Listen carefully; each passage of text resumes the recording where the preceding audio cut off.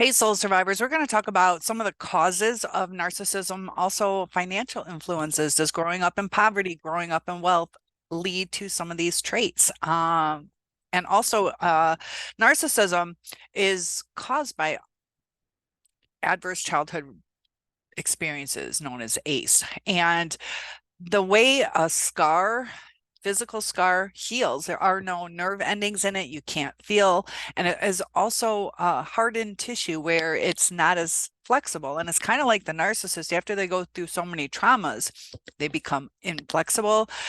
They also kind of lack that feeling, that empathy. And some of the childhood abuse can be physical, emotional, or sexual during childhood will severely impact a person's self-esteem and self-worth a lot of the time, and it can lead to the development of defense mechanisms. And narcissism, it's a survival tactic, and it becomes inherent in their personality, and it's just a way to protect themselves from further harm and to cope with feelings of powerlessness. Neglect, if somebody is emotionally neglected, or even inconsistent parenting where the child's emotional needs are not adequately met, it can create feelings of emptiness and insecurity. And some individuals could develop narcissistic tendencies to compensate for the lack of emotional support, and they can seek validation from external sources. A child doesn't form that within. They get it from their surroundings, they learn, but the narcissist didn't have the right kind of self-soothing techniques. They can also be overindulged with excessive praise. And it sounds crazy, but excessive praise or overindulgence during childhood can also contribute to narcissistic traits. So when children are constantly told they're superior, the best of the best, or that they are taught to be entitled, they can develop an inflated sense of self-importance and entitlement. Growing up in an environment with unrealistic expectations or immense pressure to excel in all aspects of life can create feelings of inadequacy. That's why the narcissist often feels that they're not good enough, and they try to prove that they're good enough instead of feeling it from within. And that can develop as a way to cover up the feelings of inadequacy and project an image of superiority. That's why the narcissist has to be the best of the best, whether it's the best of the worst or the best of the best. They have to be the best at whatever it is. And being raised by a narcissistic parent can have a huge impact on a child's development. Children start to learn narcissistic behaviors as a way to emulate their parents or as a defense mechanism to cope with the emotional challenges of living with a narcissistic caregiver.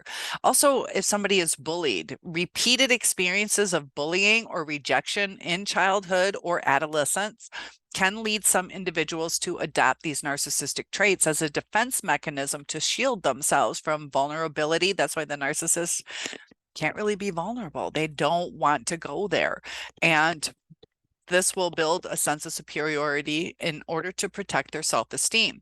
So adverse childhood experiences, sometimes growing up in poverty, can contribute to narcissism. Not always. There's a lot of wonderful people that grew up poor, but poverty sometimes can cause people to feel insecure or lower their self-esteem. And due to the financial struggles, limited access to resources, or even social stigma. So people who feel inadequate or powerless may develop narcissistic traits as a way to compensate for their perceived shortcomings and gain a sense of control or self-importance. They can also lie about the things that they have or the trips that they did, and it's just to try to boost their self-esteem.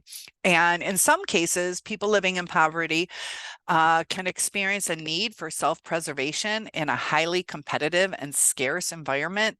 This constant struggle for survival can lead to a focus on one's own needs and a reduced ability to empathize with others. Narcissistic traits such as lack of empathy and an excessive focus on self can develop as a result. And not everybody that's poor has this, but it can affect somebody. Poverty can sometimes lead to a heightened sense of desire for material possessions because they're in that state of lack that they could possibly hoard things, or a lot of narcissists I know have really good quality stuff, top of the line stuff, name brand stuff. And the pursuit of material wealth and social recognition can foster these narcissistic tendencies and preoccupation with the self. And sometimes parents living in poverty may exhibit narcissistic traits. Stress can cause some narcissistic traits, and it may cause them to push their children to achieve success or validation as a way to fulfill their own unmet needs. So the parents could have good intentions. I want more for my child, but it can lead to the development of narcissistic traits in the children as they seek to meet their parents' expectations and gain approval, that they don't feel loved unless they achieve, which this can be known as vicarious narcissism. I'll make a separate video on that after this one. But poverty can lead to social isolation or feeling left out, and it can cause somebody to feel rejected or discriminated against, and that can trigger feelings of shame and inadequacy, which is pretty much what narcissism is. It goes a little deeper, but it's a shame-based personality disorder. And let me skip over this, but the vicarious narcissism, a parent who has those financial hardships can cause the children to maybe not follow their own hopes and dreams, which can leave the child feeling unfulfilled. So what about being rich? It can sometimes cause entitlement and grandiosity. A person who grows up in an affluent environment where their needs and desires are consistently met can develop a sense of entitlement, like this is how it's supposed to be. Don't you know who I am? They might believe they are special or superior due to their privileged status, leading to a more grandiose self-concept. And the lack of empathy, wealth, and privilege can sometimes insulate people from everyday struggles and hardships faced by others. So if everything's handed to them on a silver platter, they don't realize the struggles other people might be going through, so they might be dismissive of it. So this lack of exposure to diverse life experiences can hinder that development of empathy, and it will lead to a reduced ability to relate and understand the challenges of people who do have some financial struggles. Sometimes in affluent societies, there can be a strong emphasis on material possessions, keeping up with the Joneses, and personal success.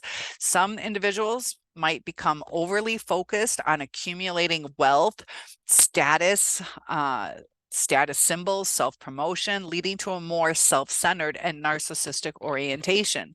That is what they identify with, who they need to be. So they become focused on that. And wealth and success can attract admiration and validation from others. Constantly receiving praise and admiration may reinforce a person's belief in their superiority and uniqueness, potentially fueling narcissistic tendencies.